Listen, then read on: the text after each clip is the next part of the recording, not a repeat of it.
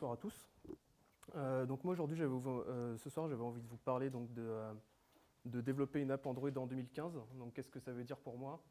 Un peu Mais avant, j'aimerais bien revenir un peu en arrière, c'est-à-dire voir les challenges qu'on avait à dépasser quand on était qu'en 2009-2010.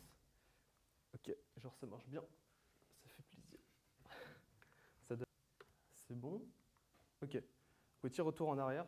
Donc on se moque pas. C'est une des premières applis que j'ai développées pour montrer un peu d'où on vient.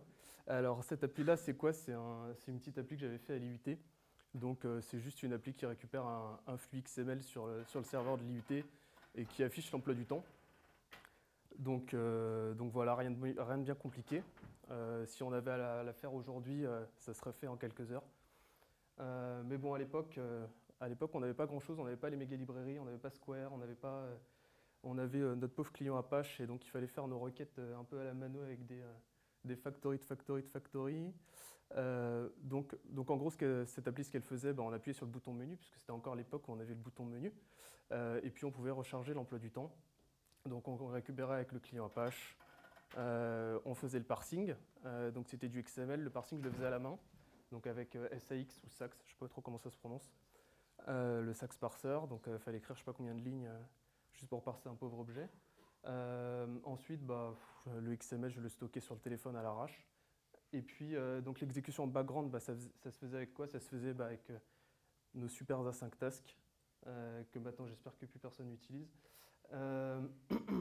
Et du coup, il y avait aussi le problème de gestion des crashs, puisque après cette APK-là, je l'avais donné à mes amis, et puis voilà. Et puis bon, quand il y avait un crash qui survenait, c'était ouais, j'ai appuyé là-dessus, je crois qu'il y a eu un truc qui s'est pas bien passé, c'était impossible à reproduire, un peu la galère. Je parle pas du design. À l'époque, il n'y avait pas de guidelines, donc c'était un peu chacun pour sa pomme. Donc là, on le voit pas très bien, mais il y a un super background faux cuir, tout ça. Donc voilà. Donc les challenges à l'époque, c'était un challenge d'arriver à faire une requête HTTP, de parser les données, d'exécuter tout ça en background, que ça se passe bien, gérer les caches, puis bon, bien sûr le design. Donc alors moi, très rapidement, qui je suis? Donc moi je m'appelle Florian Mejiewski. Je ne vous en veux pas, si vous ne retenez pas mon nom de famille, c'est pas grave, j'ai l'habitude. Vous pouvez me trouver sur la plupart des réseaux sociaux, donc avec Florian Emski, quand même plus simple à retenir. Moi je fais du développement Android depuis donc, 2009, que ce soit au travail ou en loisir. J'ai quelques applications que vous pouvez trouver sur GitHub qui sont en open source, et si ça vous intéresse d'aller jeter un œil. Donc pourquoi je fais cette talk? Parce qu'en fait, il y a donc quelques mois, je me suis mis comme défi de refaire une application que j'avais fait il y a 3 ans. Donc quand on remet le nez dans une application qu'on a fait il y a 3 ans, ça fait un peu mal. Cette application-là, je ne sais pas s'il y a certains qui la connaissent, ça s'appelle Tractoid. Je vais juste en parler très rapidement pour mettre le contexte, parce qu'après je vais utiliser des exemples. Donc c'est une application qui permet en fait de récupérer des données de... Super. J'ai fait des super jolis slides et tout là. Voilà. Donc c'est qui permet de récupérer des données d'un site qui s'appelle Tract. Donc en France, on a un peu l'équivalent avec Beta Series. Je ne sais pas s'il y en a qui connaissent. Et donc ça permet de marquer quand on a vu un épisode, comme ça on sait où on en est. On peut mettre qu'on l'a dans sa collection, donc qu'on a acheté les épisodes en DVD par exemple. Ou voilà. Je ne sais pas pourquoi vous rigolez, moi j'achète toutes les séries en DVD, j'attends 3 ans avant qu'ils sortent. Et du coup, donc ça permet de faire ça. On a aussi des recommandations en fonction de ce qu'on regarde. Donc c'est plutôt cool. Donc l'application, j'aurais peut-être dû montrer à quoi elle ressemblait avant. Donc du coup, je me suis dit, je vais me faire plaisir. Voilà, c'est un projet perso. Je fais ce que je veux, donc j'y vais à fond. J'utilise du RX, j'utilise la Recycler View. Je m'arrange pour faire un peu de matériel design, tester un peu tout ça. Si ça crache, tant pis, c'est pour ma pomme, c'est pas quelque chose que je retravaille, quoi. Donc je me suis fait plaisir. Donc ça ressemble à ça. Donc potentiellement, à l'image de gauche, c'est la liste de vos séries. Vous pouvez cliquer sur une série, ça vous affiche les saisons, les épisodes. Vous pouvez marquer un truc que vous avez vu. Ça gère aussi les films. Donc voilà, c'est plutôt cool. Donc dans un premier temps, j'aimerais parler de tout ce que l'utilisateur ne voit pas. Et la plupart du temps, c'est là-dessus qu'on galère. C'est tout ce qui est gestion des données. comment est-ce qu'on peut les obtenir maintenant facilement, comment est-ce qu'on peut les manipuler, donc notamment avec RX, et comment on peut les stocker. Donc Blablacar, on a parlé un peu, je parle un peu de Retrofit et de OK HTTP, donc qui nous viennent de Square. Je pense que la plupart d'entre vous connaissent, donc je vais passer assez rapidement. Donc OK HTTP, c'est quoi? C'est un client pour Android. Un client HTTP pour Android, ça gère aussi le SPDY, ça gère aussi le HTTP2, donc quand ça sera enfin fini, bah, c'est cool, ça marchera direct. Ça supporte gzip, puis on peut avoir du cache gratos aussi. Retrofit, donc c'est un client REST, ça permet de faire des clients d'API en 3 secondes. On fait tout avec des annotations, puisque en ce moment c'est la grosse mode, donc ça gère pas mal. Donc rapidement, comment ça s'utilise? Donc là j'ai pris un vrai exemple de mon appli, donc là j'ai envie de récupérer les commentaires qui ont été faits sur une certaine Movies. Donc potentiellement, à quoi je veux que ma méthode elle ressemble à ça, c'est-à-dire j'appelle comments et puis dedans je lui file un ID de la movie, puis il y a un système de pagination aussi. Et puis je récupère une liste de commentaires. Voilà, ça serait cool si ça pouvait être aussi simple que ça. Et bah ça peut. Donc on la note, on dit bon alors c'est une requête get, ça va sur tel path. Je mets l'ID donc entre parenthèses, enfin entre accolades plutôt. C'est avec ça que je peux ensuite changer l'ID dynamiquement dans le path. Donc pour ce faire, bah, j'annote le movie ID avec le nom de ce qui est entre accolades. Et puis pareil après pour les queries à la fin, bah, j'utilise query. Donc voilà, là potentiellement, ça je mets ça dans une interface avec, donc je l'appelle interface movies. C'est l'interface où il y aura toutes mes méthodes qui ont un rapport avec les films. Donc là j'ai rajouté en dessous pour le fun une méthode qui permet de récupérer les films populaires en ce moment. Donc voilà, c'est cool, j'ai mon interface. Et puis ça bug encore un petit peu. Hop. Voilà. Donc ensuite, bah, je crée mon REST adapter, comme on l'a vu tout à l'heure un peu avec Blablacar. Le seul truc obligatoire que j'ai à mettre dedans, c'est le endpoint, donc c'est l'URL de mon API. Donc je crée en passant mon interface en paramètres et je fais l'appel. Donc là, l'appel il se fait de manière synchrone. Donc on verra tout à l'heure qu'il y a plusieurs solutions pour gérer ça de manière asynchrone et pas bloquer le UI thread. Donc ce qui est cool avec ça, c'est que c'est super modulable. On peut rajouter tout un tas de trucs. Je sais pas si... un peu la misère. Voilà, donc on peut rajouter, donc c'est pas magique, derrière il y a un converteur, donc ici ça s'appelle un converteur, donc par défaut c'est JSON qui permet donc de sérialiser, de désérialiser les objets, puisqu'on peut aussi envoyer des objets qui seront automatiquement sérialisés, on peut faire du post, du put, enfin, vraiment avec Retrofit on peut faire tout ce que vous voulez, il n'y a aucun cas où je me suis dit mince je ne peux pas faire ça, on peut rajouter aussi des headers de manière dynamique. Donc voilà, donc si on a du XML de base, Square il nous donne plusieurs converteurs. Donc il y en a un XML, si on a un hipster, on peut utiliser protobuffer aussi. Voilà, on peut du coup donner le client qu'on veut. Donc ici on peut utiliser OK client, ce qui permet d'avoir du cache. Ma fonctionnalité préférée, c'est de pouvoir ajouter un log level. Donc le log level, ça permet quoi? Ça permet de dumper toutes vos requêtes dans le logcat. Donc comme ça vous voyez tout ce que vous récupérez, les headers, le résultat, c'est cool. Pensez à faire ça que en debug et pas en release, parce que ça prend aussi un peu de mémoire et puis enfin voilà. Error handler, donc si on a des erreurs à gérer, c'est cool. Le request interceptor, donc ça c'est assez sympa, ça permet quand on a besoin de rajouter un truc sur chaque requête, bah, de le faire. Donc par exemple moi quand je fais des requêtes chez Tract, il faut à chaque fois que je donne mon API key en header. Donc là, je le fais une fois et ça va me le faire pour toutes mes requêtes. Donc en fait, ça intercepte la requête juste avant qu'elle soit envoyée vers le serveur. Donc si on a de l'autre, on peut mettre aussi notre token là-dedans. Enfin, c'est assez pratique. Donc on a plusieurs moyens d'exécuter nos requêtes de manière synchrone, donc comme on l'a vu tout à l'heure. Donc en choisissant de mettre en valeur de retour, enfin en type de retour directement la liste de commentaires. On peut mettre void aussi, et du coup mettre un callback à la fin. Du coup, on récupère nos résultats dans le callback. Bon, attention en faisant ça, parce que on est sur Android et il faut faire attention au lifecycle. On vérifie qu'on n'atterrit pas dans le callback quand l'activité est détruite. Si on a un barbu, on peut aussi vouloir récupérer la réponse directement. en brut, donc avec les codes de requête, etc. Et là, le truc qui va me permettre de faire une méga transition, on peut aussi choisir, ah bah. On peut aussi choisir de récupérer un observable. Donc l'observable, c'est du Rx. Ça me permet de faire transition. Donc Rx Java qui a été fait donc par Netflix. Donc Rx, qu'est-ce que c'est? C'est une implémentation des Reactive Extensions pour la JVM. Comme ça, on est renseigné. Du coup, les Reactive Extensions, c'est quelque chose qui a été mis en place par Microsoft. Donc c'est de la programmation fonctionnelle. Et du coup, il y a tout un tas de variantes de Rx. Il y a du RxJS, il y a du Rx.net, et donc RxJava, ça a été implémenté par Netflix. Donc là, j'ai mis quelques logos pour faire joli. Du coup, on voit qu'il y a SoundCloud quand même, Square et Trello qui utilisent Rx dans leur API en production. Alors, Rx, déjà, ce qui est cool, c'est qu'il n'y a pas de dépendance, c'est un petit jar, ça marche avec Java 6 et au-delà, Android 2.3 et au-delà. J'espère que vous ne devez pas gérer quelque chose qui est en dessous de 2.3 parce que voilà, ça me donne envie de pleurer un peu. Ça supporte les lambda sur Java 8, on ne l'a pas encore sur Android, mais il y a un truc qui permet de contourner ça, enfin je ne l'ai pas utilisé, ça s'appelle Retro Lambda. Si on a envie de faire des lambdas sur Java, c'est faisable normalement. C'est polyglotte, donc on peut utiliser avec Scala, Groovy, Clojure, Kotlin. Kotlin c'est à la mode en ce moment, vu que Jack Wharton a dit oh, c'est trop bien. Donc si vous voulez, vous pouvez utiliser Kotlin. Ça permet de faire, donc on peut faire de l'exécution synchrone, asynchrone, on peut faire ce qu'on veut.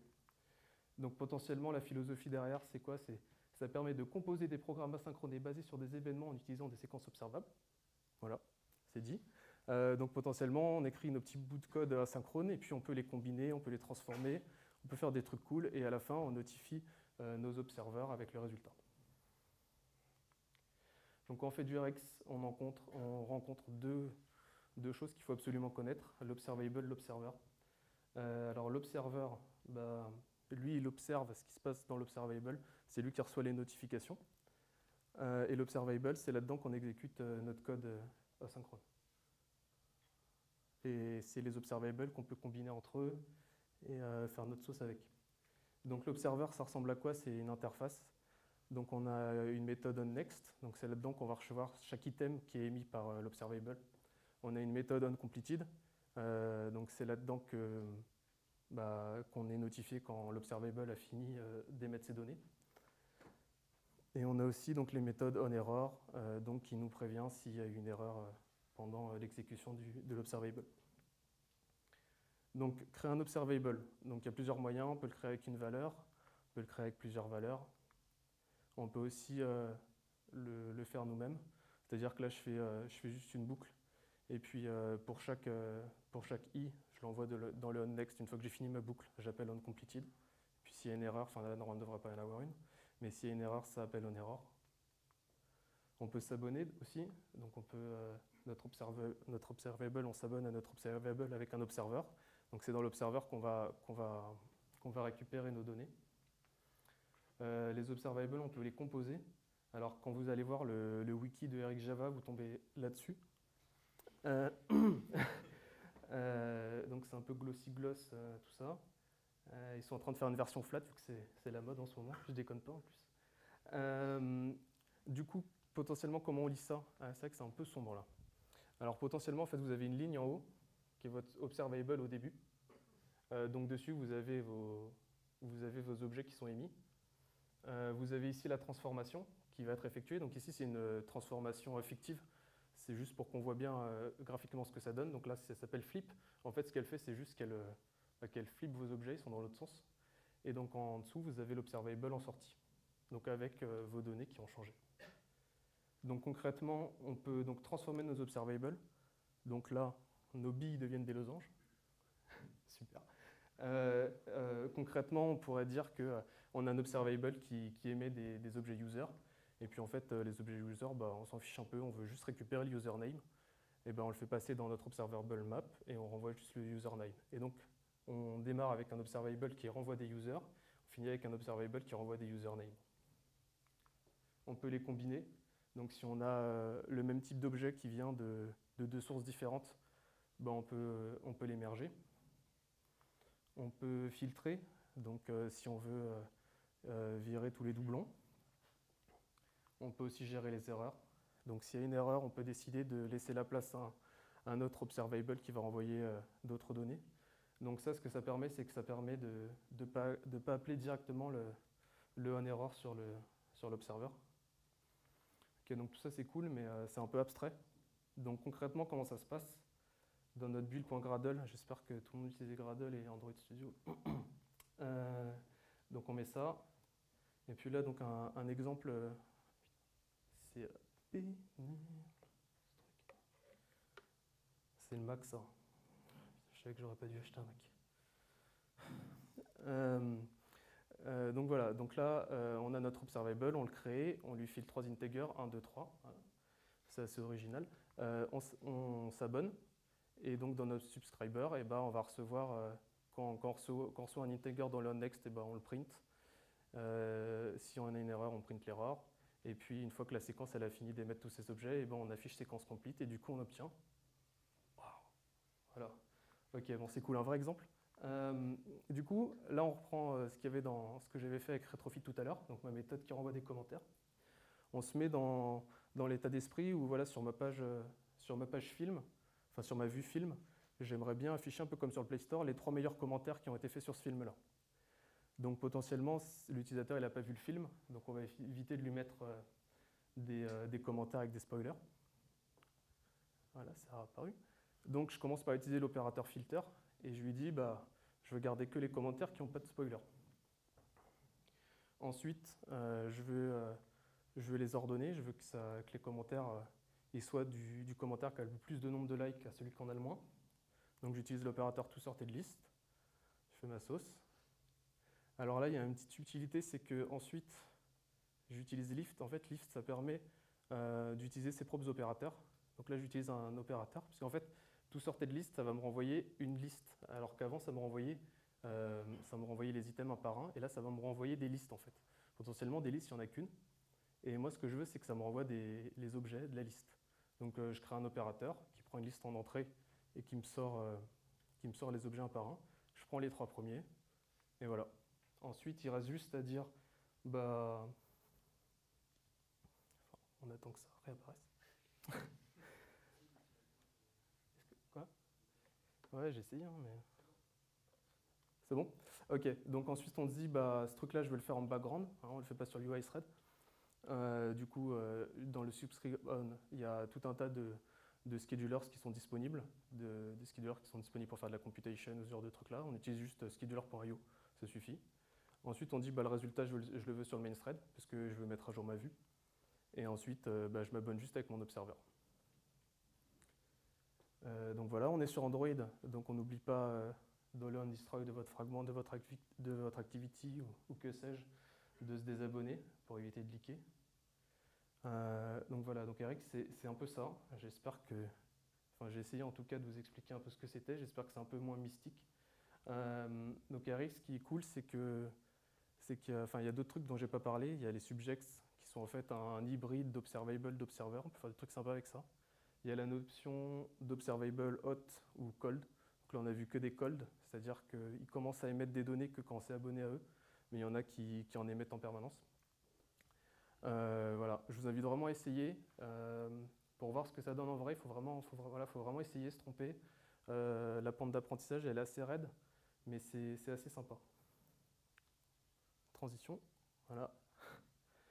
Ok, alors maintenant, stocker les données. Alors je pense que vous allez un peu hurler parce que c'est pas super moderne le content provider. Mais voilà, c'est disponible depuis l'API 1. Donc ça permet, moi dans mon appli j'en avais besoin parce que j'ai besoin de stocker potentiellement des milliers d'épisodes, de faire des liaisons. Les épisodes ils appartiennent à une saison, les saisons ils appartiennent à un TV show, etc. J'ai besoin d'avoir une table pour mes movies aussi, puisque l'application peut l'utiliser si on est en offline. Donc le content provider, alors pourquoi le content provider? Parce qu'en ce moment on est noyé avec tous les mois on a le droit à un nouvel ORM qui sort. Donc, en ce moment la mode c'est RIM je crois. Donc on a le droit à tous les mois on a un nouvel ORM qui sort. Le problème c'est que, en tout cas pour moi, c'est que la majorité des ORM ça nous oblige à faire des grosses modifications sur le code. Souvent on a besoin d'étendre que que nos modèles étant d'une classe particulière, sauf que si on a un jeu d'héritage ou si on n'a pas accès à nos modèles, bon, voilà. Du coup, Content Provider, c'est cool, ça permet aussi d'utiliser un système de notification des URI. Donc moi, c'est la partie préférée dans mon appli, c'est-à-dire que c'est un peu magique. Il y a une synchronisation qui se fait en background. Et du coup, bah, on est sur la vue d'un film qu'on vient de voir. Et bah, la synchronisation vient de se finir, ça permet de mettre à jour directement la vue. Voilà, en tant qu'utilisateur, c'est toujours cool d'avoir un retour direct, de voir que oui, les données, elles sont bien revenues du serveur. Parce qu'il y a des applis, bah, on ne sait pas trop ce qui se passe, la synchronisation elle est finie, elle n'est pas finie, c'est passé un truc, je redémarre l'appli, ça a changé, non, oui, ok. Et ça permet aussi de rester assez bas niveau, c'est-à-dire qu'on peut faire un peu ce qu'on veut, si on a envie de créer des index, on peut, si on a envie de faire de barbu et de créer des triggers, on peut. Pas forcément le cas avec les ORM. Donc ce qui est moins cool pour ceux qui ont implémenté un content provider et doivent le savoir, c'est qu'il y a énormément de boilerplate à écrire, c'en est à limite décourageant. Du coup, ce que ça induit, c'est que c'est super difficile de ne pas faire d'erreur. Alors moi, du coup, ce que j'ai utilisé, c'est une petite librairie qui s'appelle Schematic, qui permet de générer le content provider avec des annotations, puisque c'est la mode. Et du coup, ça permet vraiment de se concentrer sur le schéma de notre base et sur la bonne gestion de nos URI et de bien les notifier. Alors par contre, ce qui est un peu pénible avec cette librairie-là, c'est qu'il y a très peu de documentation. Et encore, c'est un euphémisme. Il y a une vague documentation qui date de la V1. Et depuis la V1, ça a beaucoup changé. On ne peut même pas dire la documentation, c'est le code, puisque en fait, le code, c'est du code qui génère du Java. Donc c'est assez imbitable à lire.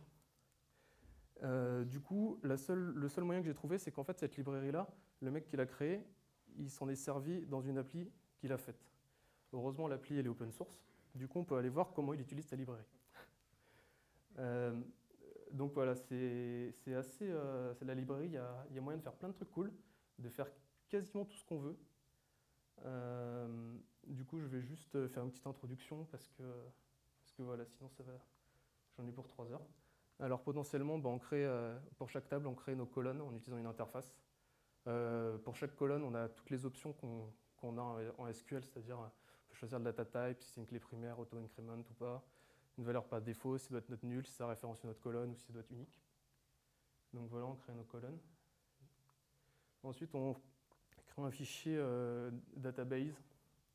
Dedans, on déclare nos tables. Et on peut utiliser sur des strings exec on create, donc qui permet en fait, pendant la création de la base, de créer des triggers, de créer des index, enfin de faire des requêtes SQL. Ensuite, on crée notre provider. Donc en fait, pour chaque table, on crée une classe statique qui ensuite va contenir toute notre logique pour notifier les bonnes URI. Ok, donc les URI, qu'est-ce que c'est? Les URI, en fait, il y en a deux types. Il y a des URI qui pointent vers un ensemble d'éléments, donc vers une table par exemple. Et il y a des URI qui pointent plutôt vers des movies en particulier. Donc ici, on peut voir qu'il y a dir ici, directory. Donc c'est une URI qui pointe vers plusieurs movies, donc ici qui pointe vers toutes mes movies.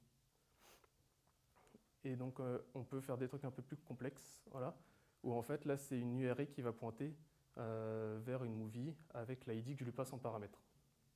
Donc on voit qu'en fait l'URI c'est pas magique, hein. Derrière ça fait une bête requête SQL avec un where. Voilà, donc concrètement qu'est-ce que ça donne de manière un peu visuelle? Donc à gauche et à droite c'est une vue de film, donc avec l'URI. Alors l'URI c'est content de votre package et ensuite le chemin vers votre provider. Donc moi ça serait com.florianmski .tractoid, .data, .provider, .tractoid provider. Enfin, on s'en sort au bout d'un moment. Et en fait, la partie qui nous intéresse le plus, c'est juste la fin, où en fait ça pointe vers voilà, movies 42, donc la movies qui a l'ID 42. Là, la vue du milieu, c'est la vue où j'ai toutes mes movies affichées, donc ça pointe juste sur l'URI movies. Ça faisait longtemps. Ok. Donc voilà, potentiellement, ensuite, il nous suffit d'écrire nos méthodes qui gèrent les updates. Enfin, en fait, on a une annotation par type de requête. Donc on a un notify update, un notify delete, un notify insert. Et donc voilà, moi quand j'update une movie, ce que j'ai envie, c'est de notifier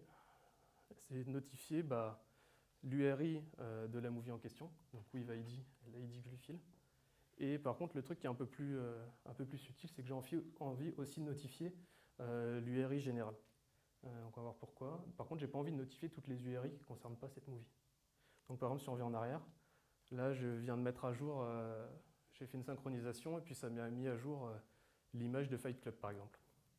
Moi ce que j'ai envie d'updater, donc c'est celui qui est à gauche, puisque voilà, j'ai envie de mettre à jour l'image. J'ai aussi envie de mettre à jour celle du milieu, puisque l'image est affichée dedans. Par contre, j'ai pas envie de mettre à jour le film The Pirate Bay, parce que ça n'a aucun rapport.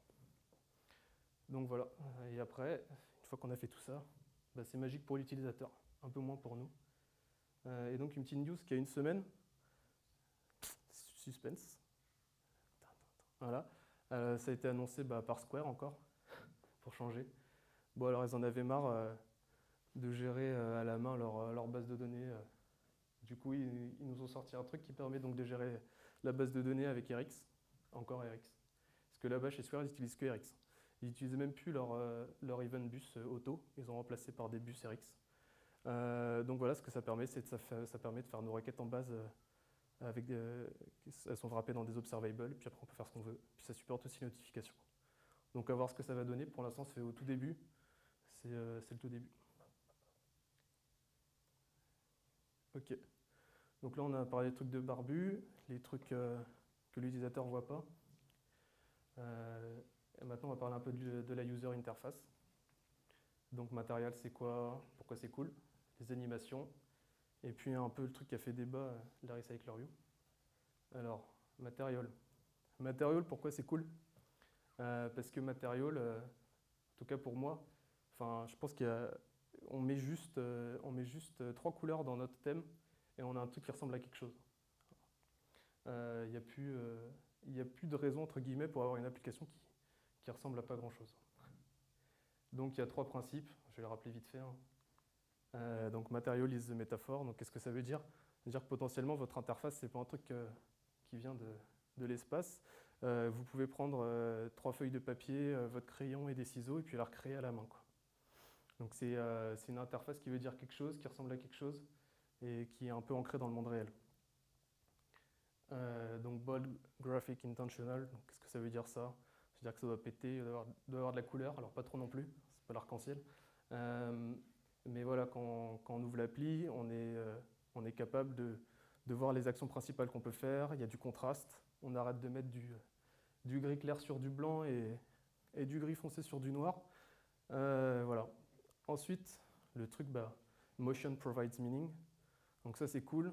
Si votre appli c'est au nez combe et au-dessus, vous pouvez vous amuser à faire des petites animations sympas sans trop de casse-tête. Donc voilà, c'est faire des animations sympas. Alors attention, faire des animations qui servent aussi à quelque chose. On ne fait pas un truc où quand j'ouvre l'appli, j'ai mon floating action button qui fait 10 fois le tour de l'écran et puis qui explose en feu d'artifice. Voilà, il faut que ça veuille dire quelque chose. Mais voilà, on peut s'éclater avec ça. Maintenant, on a le droit d'avoir des guidelines, donc ça c'est plutôt cool. Donc on a un truc sur lequel on peut se reposer un peu. Donc après la neige, on verra un peu ce qui se passe. Mais ouais, potentiellement, maintenant si on a un... Je crois que ça va pas revenir, hein. Je crois qu'il est mort.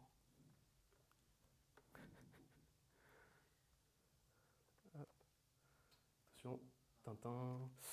Donc voilà, google.com/design. Vous avez des pages et des pages de guidelines avec des tas de dimensions, des conseils sur quoi faire, pas quoi faire. Allez y faire un tour si vous avez un doute.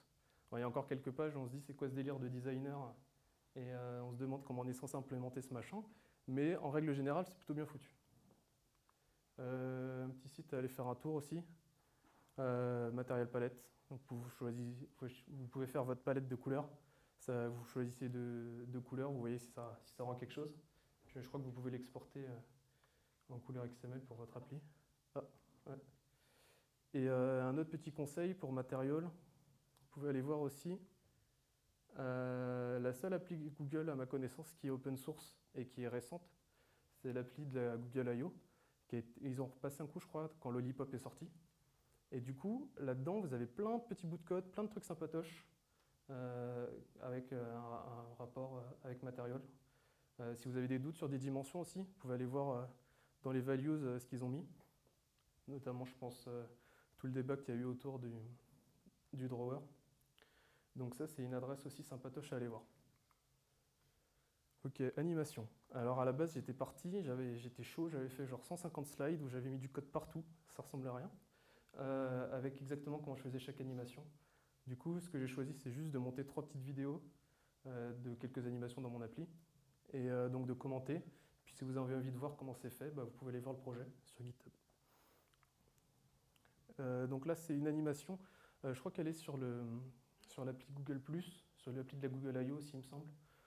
C'est tout bête, quand on scroll, donc là c'est une Recycler View, quand on scroll la Recycler View, bah, ça permet de cacher l'action bar et le floating action button. Donc, si ça veut bien démarrer. Voilà, ça permet de laisser la place au contenu quand on scroll, quand on cherche quelque chose, et puis dès qu'on scroll vers le haut, ça revient. Donc ça c'est tout simple à faire.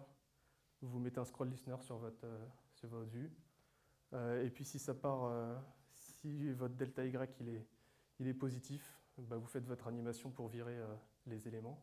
S'il est négatif, vous les faites réapparaître.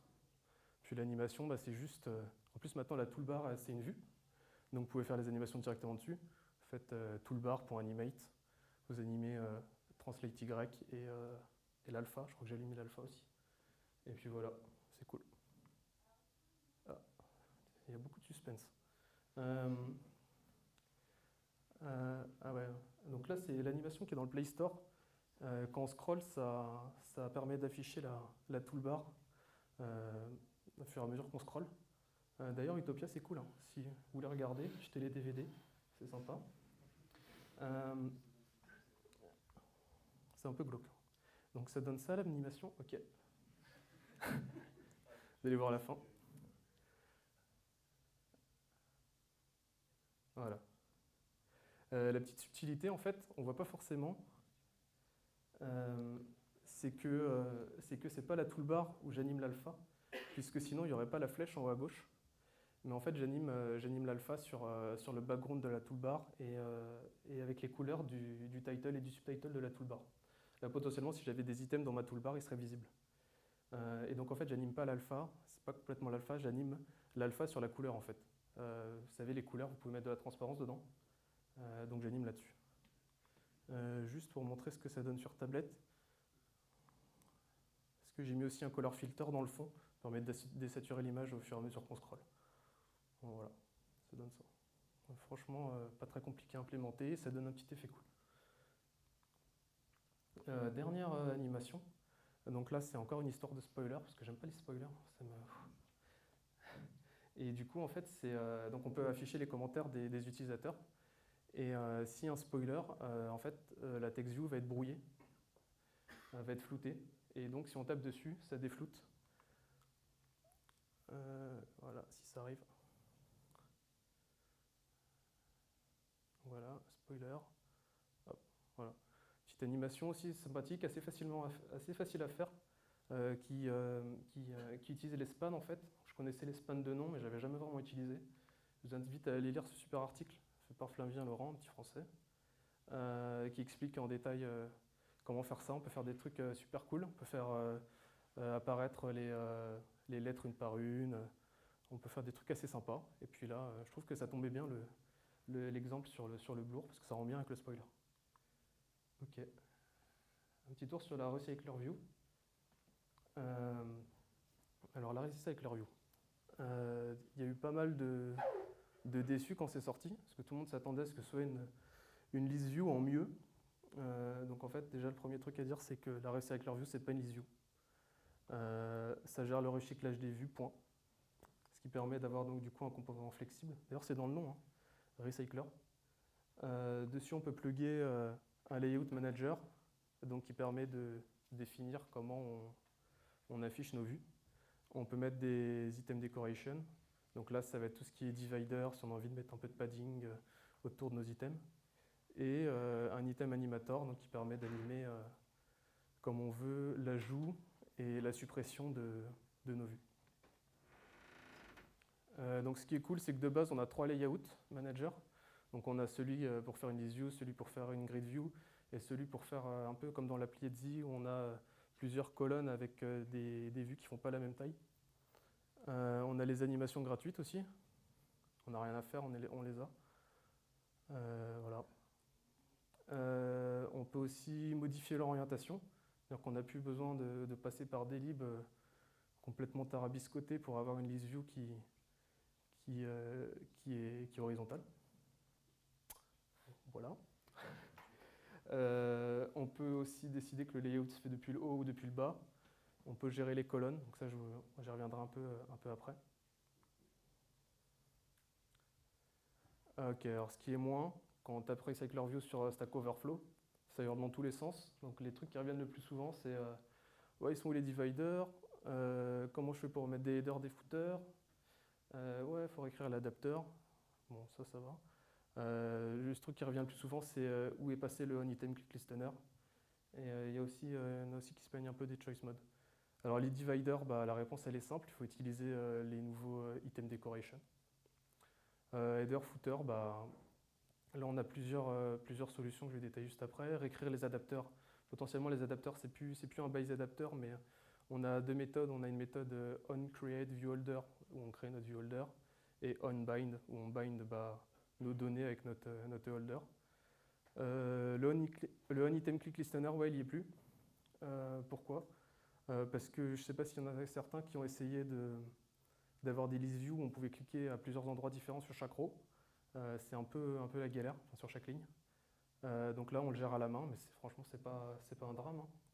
On passe le listener à notre adapteur et après on le set sur les vues sur lesquelles on veut que ça réagisse au clic. Les choice modes, c'est un peu plus embêtant, ça on verra, il y a aussi une petite parade. Alors pour les headers et les footers, bon, on peut soit wrapper l'adapteur dans un autre, ce qui est fait d'ailleurs sur la list view, il me semble. Parce que si vous récupérez l'adapteur après avoir utilisé des headers et des footers, vous vous retrouvez avec un header, footer, je sais pas quoi, adapteur. On peut gérer les header, footers à la main, donc en utilisant des view types différents. On peut aussi, si on est joueur, on peut aussi écrire son propre layout manager. Voilà, le machin il fait je sais pas combien de lignes, c'est un peu la galère pour l'instant. Sinon, on peut faire moi ce que j'ai fait, parce que j'en ai eu besoin une fois dans mon appli. Bon, j'avais pas trop envie de m'embêter, donc c'est un peu crado, mais ça marche. C'est-à-dire qu'on met un padding sur la Recycler View, on dit que la Recycler View, on met clip to padding à false, et on met un listener, et puis bah, quand on scroll la Recycler View, on fait aussi translater le header. Donc ensuite, comment ça s'utilise? À part qu'il faut setter le layout manager, c'est un peu comme la list view, la grid view. On peut setter as fixed size à true si nos vues font la même taille pour faire un peu des optimisations. À ne pas oublier, c'était le layout manager, de base il n'y en a pas. Et si vous ne le settez pas, vous allez perdre 10 minutes parce que vous allez avoir une erreur improbable au fin fond de votre Recycler View, puisqu'en fait il ne catche pas si le développeur a oublié de mettre un layout manager. Et puis ensuite vous settez votre adapteur. Deux petites astuces. Une méthode de flemmard. Alors c'est pas trop conseillé normalement des guidelines. Mais bon, moi je l'ai fait parce que je trouve que ça rend bien. Après, on a le droit de casser les guidelines quand on le sent. C'est pas quelque chose qui est fixé dans le marbre. Donc une ligne de code qui me permet de supporter tous les types d'écran. Voilà, c'est bon. Donc le grid layout manager, il faut lui passer un contexte et il faut lui passer aussi une integer qui définit le nombre de colonnes. Donc moi, ce nombre de colonnes là, je l'exporte. Et puis dans les values, en fonction de si c'est un téléphone en mode portrait, en mode paysage, ou si c'est une tablette, et ben, je le change. Donc, ce qui permet d'avoir quelque chose comme ça. Donc à gauche et en haut, c'est une Nexus 7, et puis en bas et à droite, c'est un téléphone. Donc ça permet voilà, d'adapter un peu la vue à l'écran. Deuxième truc un peu cool, quand ça voudra bien revenir.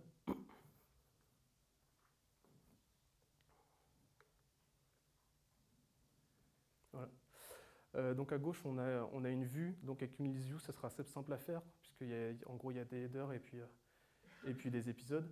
Il suffit de mettre deux view type et puis ensuite de gérer ça à l'intérieur, donc pas très compliqué. Par contre, on va faire le type le layout de droite. On a un header qui prend toutes les colonnes et puis le reste, ça se met bien dans les colonnes. C'est un peu plus compliqué. Donc là, on a un truc super dans les managers qui sont fournis de base. On peut mettre un setSpanSizeLookup. Et puis si c'est un header, on lui dit qu'il prend toutes les colonnes. Donc le manager.getSpanCount. Et puis si c'est un objet normal, il prend juste une colonne. Pour aller plus loin, on peut aller faire un tour sur la two-way view. Donc Donc c'est en quelque sorte des extensions de la Recycler View. On a notamment un truc pour gérer les listeners et un truc pour gérer les choice modes.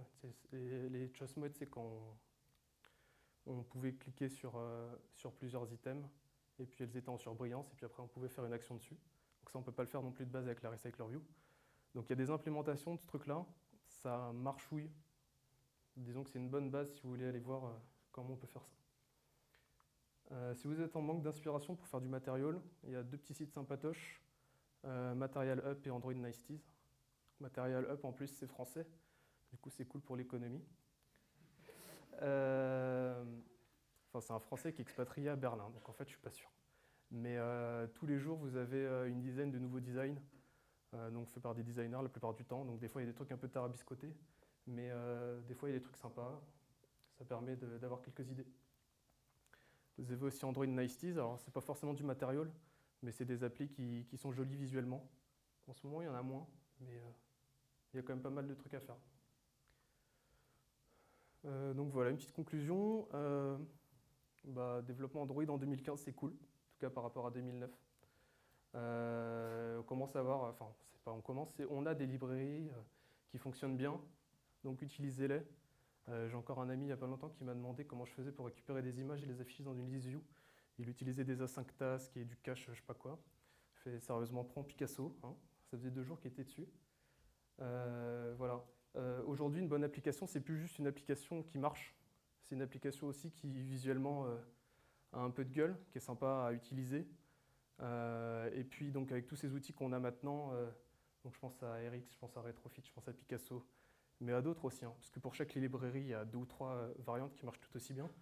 Ça nous permet de passer moins de temps à réimplémenter les mêmes choses et à passer plus de temps à s'amuser à faire des animations sympas. Alors je sais que moi c'est un projet perso, donc je choisis l'API minimum que je veux, pas forcément le cas de tout le monde. Mais voilà. Accessoirement, je cherche du boulot, du coup, s'il y en a qui sont intéressés, plutôt à l'étranger. Voilà. Vous pouvez retrouver les slides sur speakerdeck.com avec mon username, tout le code que vous voulez sur github.com pareil avec le même username. Et si vous avez des questions, je prends.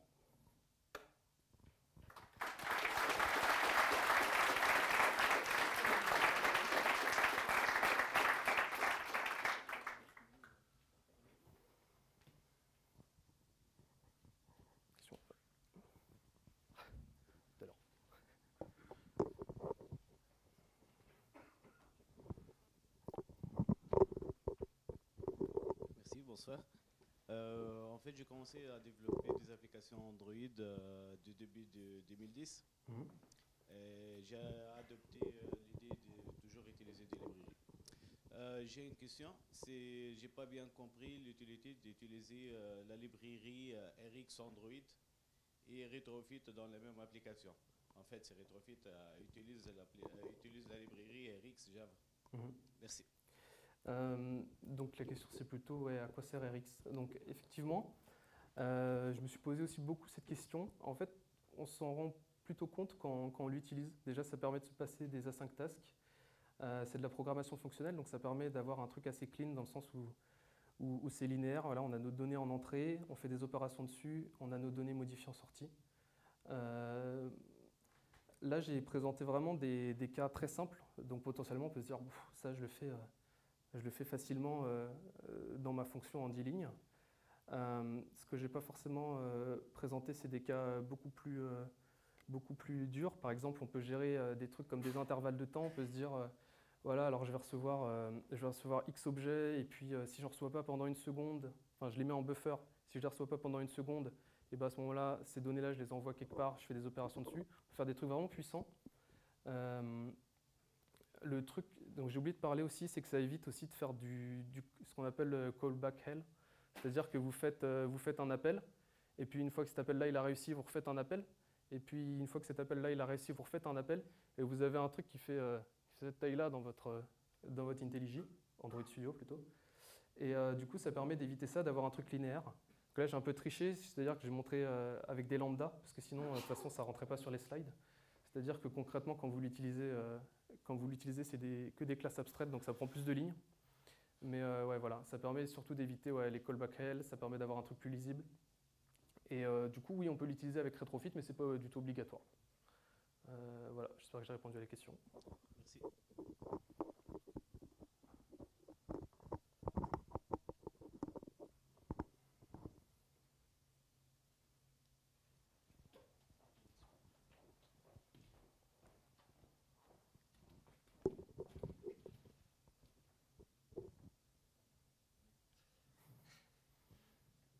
Oui, justement, j'ai déjà utilisé RX suite à une présentation qui avait été faite à DroidCon,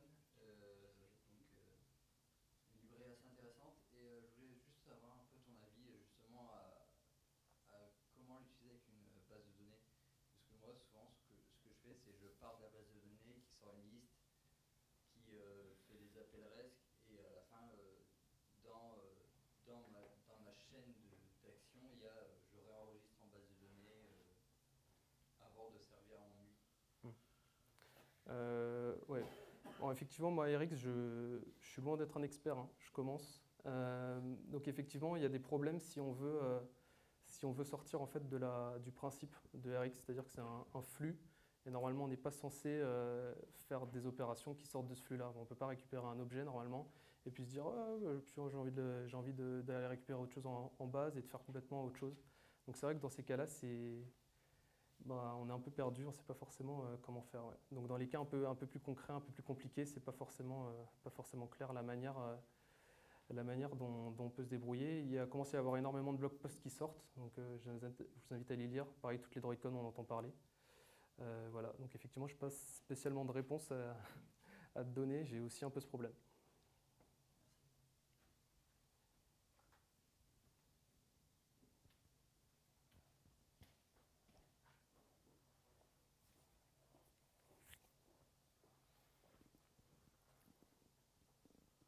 D'autres questions?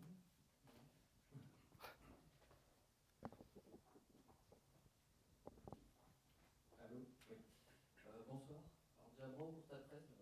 C'était, je pense, une des meilleures presses que j'ai vues.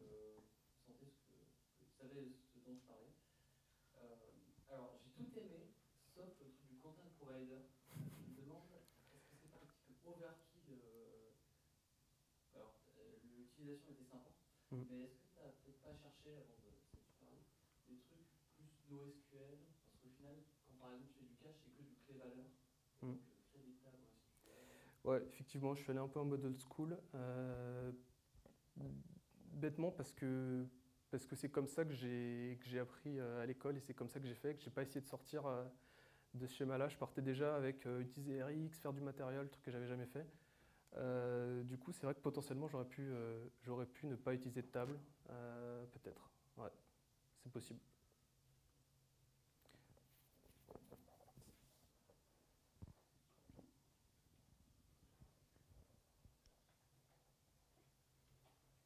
Est-ce qu'il y a d'autres questions? Non. Alors, c'est le moment de faire des annonces POG. Parce que je fais aussi partie du POG, je suis le mec relou qui se balade avec l'appareil photo là. Du coup, alors qu'est-ce que je devais annoncer déjà? Ah oui. Alors je ne sais pas si vous l'avez remarqué, je pense quand même un peu, mais moi personnellement c'était ma première talk et si je dis pas trop de bêtises, les gens de chez BullBlackR aussi c'était leur première talk. Voilà. Donc potentiellement, je vous invite carrément, parce que là j'ai parlé de sujets très variés, mais je suis pas rentré à fond dans un truc. Donc si dans la salle il y a des experts RX Java, s'il y a des experts, enfin même pas besoin d'être un expert en fait. Si vous avez envie de parler, voilà, je suis pas mort, enfin pas encore, mais voilà, on vous invite vraiment à participer à votre communauté en fait. Sur le site du POG, vous pouvez alors je crois que c'est en haut, il y a un bandeau et puis il doit y avoir un truc proposer un sujet. On vous invite à proposer un sujet. C'est pas forcément une talk de 48 minutes 52 comme je suis en train de faire, mais vous pouvez faire des trucs qui durent 10 minutes. On est en train de penser à éventuellement refaire, on l'avait déjà fait l'année dernière, faire des petites talks de 10-15 minutes. Donc vous pouvez proposer des sujets.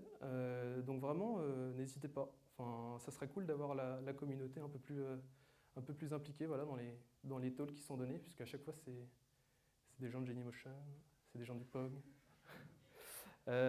Donc un peu de chair fraîche, ça serait cool. Deuxième annonce. Alors, je ne sais pas si on a complètement bloqué la date. Je crois que si. Donc, on va faire une... Hein? Oui, oui, oui. Je donne pas le sujet. On va faire un truc le 1er avril. Donc, c'est pas une blague dans le sens... On fait un truc, mais en fait, on fait pas un truc et vous pointez, il n'y a personne. On fait vraiment un truc le 1er avril. On ne dit pas de quoi ça parle. Voilà, petit teaser. Donc je pense qu'on peut lâcher les bêtes sur le buffet. Il n'y a rien d'autre à dire, je crois. C'est bon? Ah, et ouais, donc et on recrute aussi. On recrute dans le sens, si vous voulez faire partie du POG, voilà, c'est cool.